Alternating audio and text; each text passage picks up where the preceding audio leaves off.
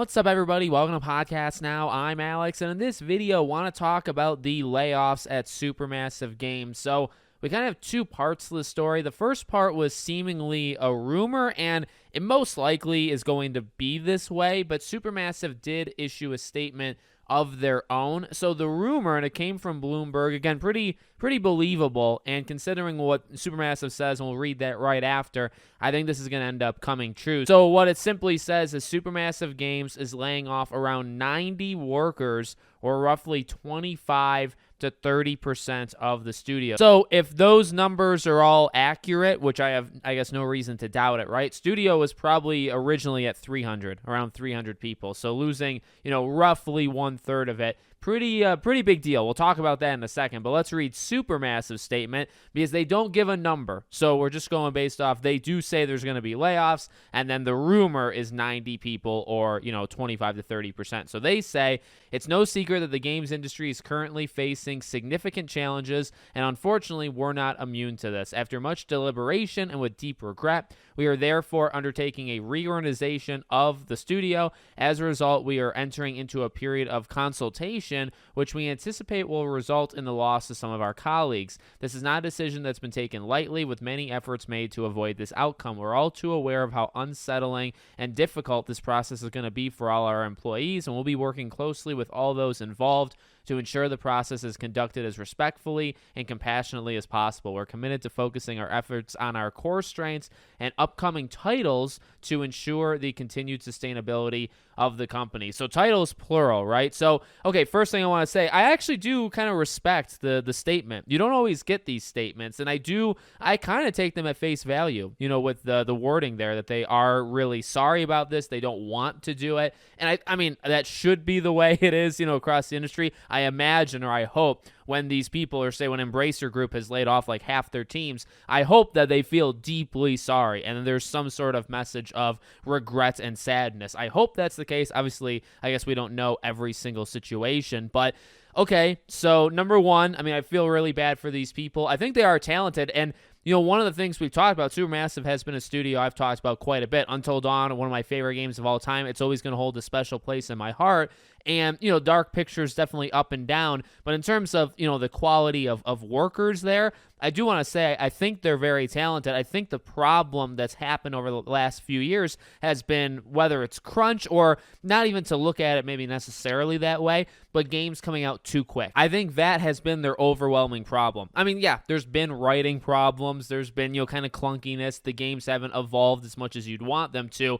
I don't know who you can necessarily put blame on, or if there's specific people you'd like to do that to, but honestly, I would put most of that towards they put out games too quickly. That's been their problem the last, 4 or 5 years. They do one game a year, right? And in fact, remember, we always talk about they actually wanted to do 2 games a year. That was the original goal of the Dark Picture. So I think giving them more time would result in better products. So I do feel bad for them. I hope they land on their feet. And, we were just talking about job positions at Sucker Punch, job positions at Cloud Chamber, makers of the BioShock game. There's 28 jobs available at Cloud Chamber. So hey, if any of them are listening or watching, go apply and, help make a BioShock game. Help make a really good BioShock game. So, all right, then in terms of, what does this affect? Well, we've talked about this before. I find it very hard to believe that you can lay off whether it's a quarter to almost a third of your team and not be impacted by it, right? We talked about when I think Black Forest Games, which are makers of the TMNT, right, the last Ronin game, it was 50% of that team, and I had said, I just don't know how you lay off half your team and then you just expect the game, like nothing ever happened, right? I do imagine something happens, and whether that, the game takes longer to make or maybe you cancel a certain game. Now, it's a little bit different than that situation, right? Because number one, they do actually double down and they say, hey, we're focusing on the upcoming titles. One thing I do, I'm starting to get worried, and I just made a video on that directive, 80-20 or whatever it's called. I'm actually very worried about it, and I'll tell you why. So they're making the Dead by Daylight game, right? Which I think would be very popular, and I think that is the mix of Dark Pictures and like Until Dawn, right? Like that kind of thing. So I think that's still a go. And that seemingly, well, that's not their next game. Their next game is Little Nightmares 3. So they're making Little Nightmares 3, and they're also making the Dead by Daylight game, right? So there's those two. The next game that would start Season 2 of Dark Pictures, that's their third game. I don't know. I mean, you're laying off about a third of your team. So if you, and I'm not saying like this is literally the case, but if you split your team into thirds and they're each doing something, and then you eliminate one of them, you would eliminate a game.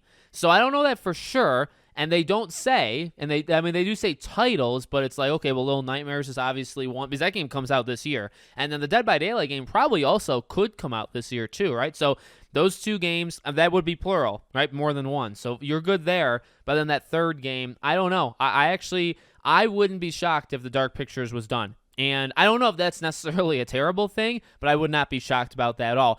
I want to throw in one quick thing, too, that I mean, we've talked about kind of here and there, but I think it makes sense to put in this video. So remember just a few weeks ago, the co-founders left. I think, two of them, they both are gone. And then the director of Until Dawn, who then made The Quarry, right?